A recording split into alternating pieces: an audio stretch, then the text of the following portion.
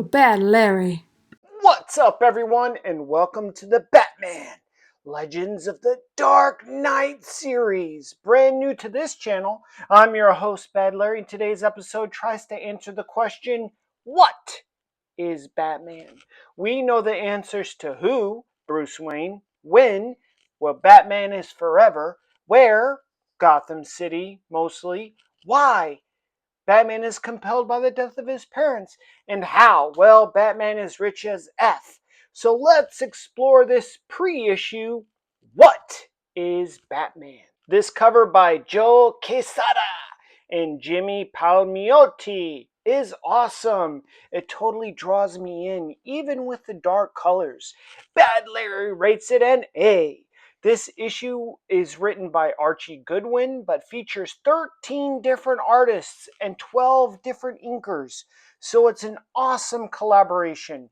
The title of this issue is Viewpoint, but it could also just be titled, What is Batman? Let's check it out. Technically, this comic came out between issues number 64 and number 65 of this series, in an attempt to dive deeper into previously unknown aspects of the character's past. In this issue, we are in a period of Batman's career where the public in general are unaware of Batman's actual existence. He's more of an urban legend, which is why he looks like a monster here. The bad guys who have the unfortunate experience of getting Batmaned, that's right, I use Batman as a verb, can't believe their eyes or their memories. What was that thing? A man? A monster? I don't know. But whatever it was, beat our asses. And an excellent depiction of a clean, almost Saturday morning cartoon style depiction of Batman. These first two pages really try to answer the what question. What is Batman? Well, to the bad guys, he is a monster of justice. And to the innocent civilians, he is the Dark Knight of Justice. Either way, justice is happening. This story's narrator and antagonist is Randolph Spire, as well as a bunch of guys that he's hired as investigator reporters. Randolph Spire is a super duper extra blue blood, old money rich guy with the gnarly castle mansion sitting like a perch high above the wretches that live in Gotham City. Because, of course, a man of his stature is above the commoners, so he must also live above the commoners.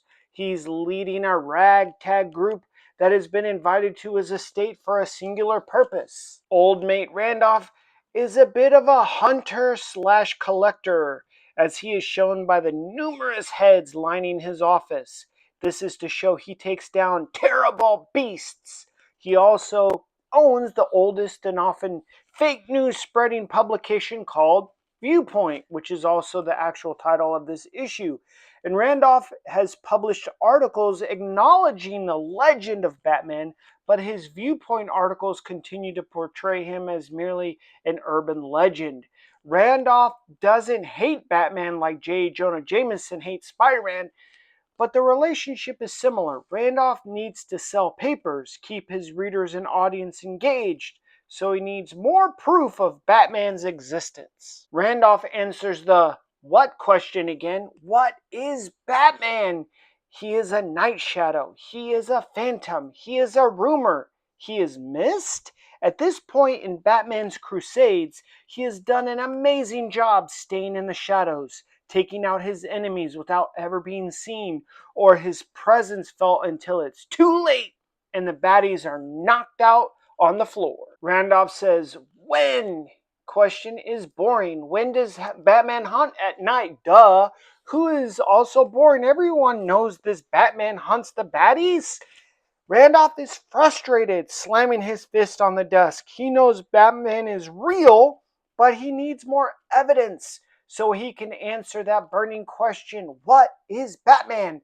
So he can satiate his own mind as well as the public's mind and sell more papers in the process. This ragtag of visitors are Randolph's reporters. He needs them to come together, piece together enough facts and evidence in order to expose what Batman is.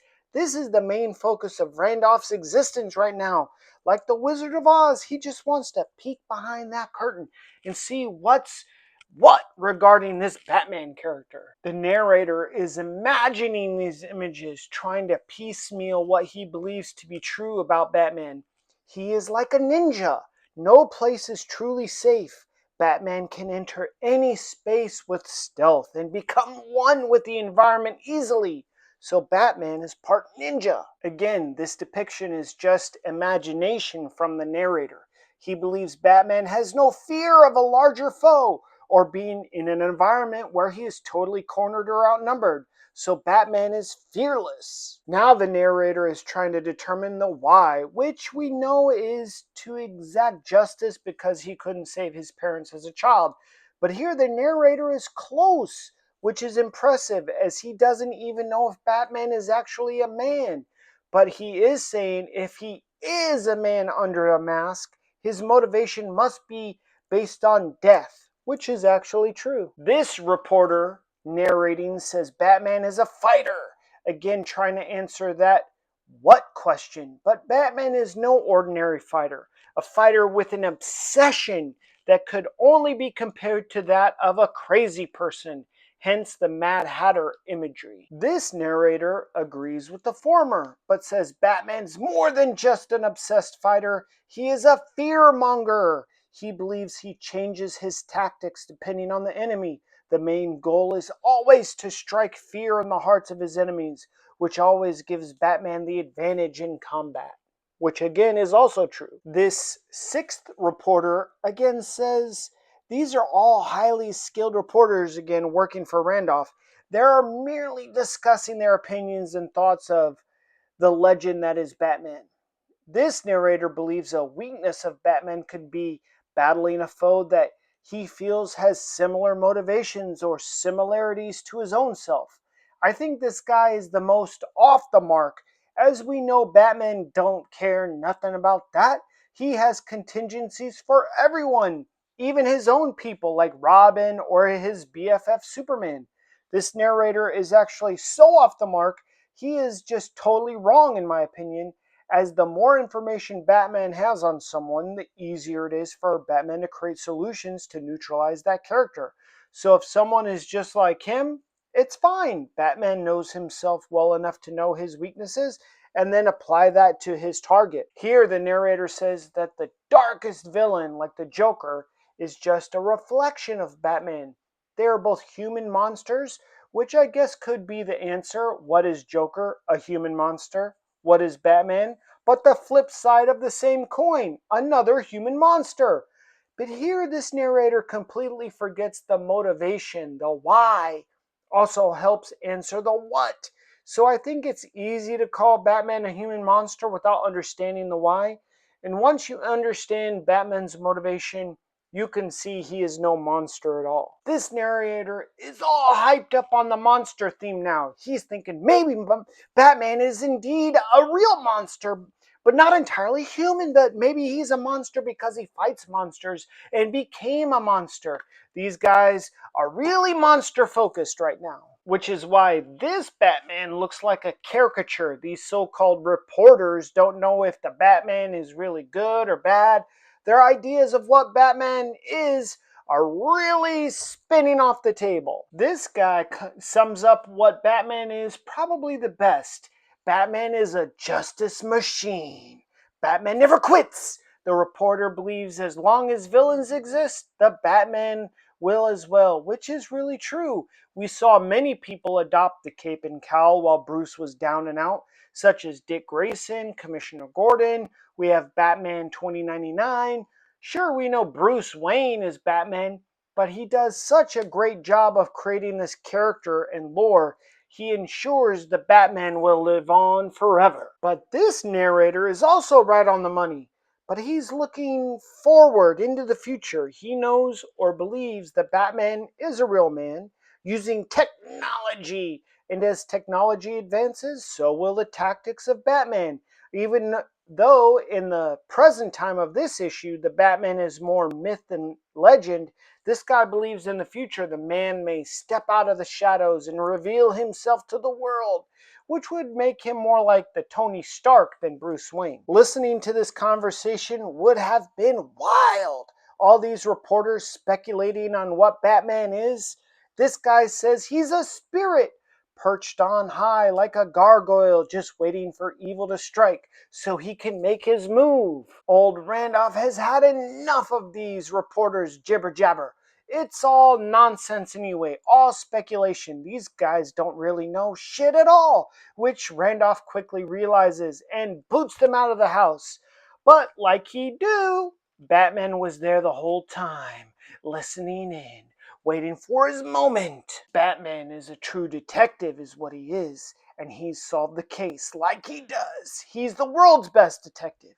The tower bombing from earlier in this issue was done by this piece of crap, Randolph Spire, killing a bunch of people just so he could save one main guy, so he could kill one main guy who was going to create a hostile takeover of his company. So many lives lost. For what? Control of a company? Money? Typical super rich and elitist attitude, which is why Randolph was so keen to have the Batman revealed. His guilty conscience knew it was just a matter of time before the Batman set his sights upon him and made him his prey. Randolph Spire effed around and found out. He went looking for Batman. Well, now he's got him. I know Batman has a no-kill policy, but it sure seems like it's curtains for old Randolph. Either way, we can assume justice was served. Man, I love this little one-shot issue from 1994. Batman is so iconic. It is fun to go back to these early days, year one vibes, when he was really putting the fear into these common crooks of Gotham City. Make sure to like this video, subscribe, and stay tuned for more Batman Legends of the Dark Knight. Coming real soon. Peace.